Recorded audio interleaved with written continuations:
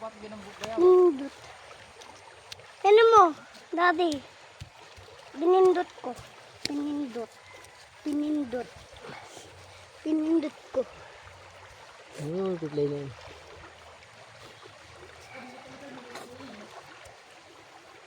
Basa ka na naman oh.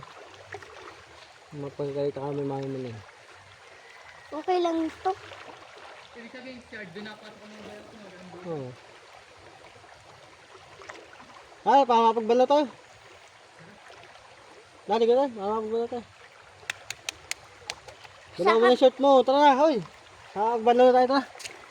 Mga tatlong taon.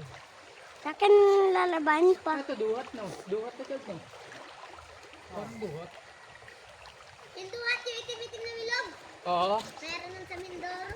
Ah, Dito wala. O din, naka-play. Pinindot ko na, Tito JR. Oo. Ano na, mag-out na tayo, tara. dali, dali.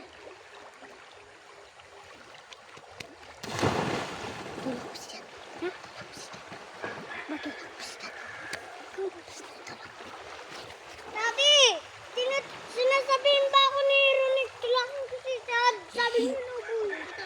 Hindi, sinabi mo ni Ronik. Hindi, sinabi mo ni Ronik. Tulakan.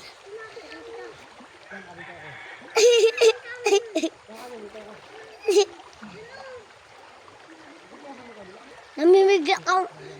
Binigla ako nandito. Ginang yun. Bula ka, Chad. Adya ka na. Lina. Lina. Lina. Baka pa Lina. Oh.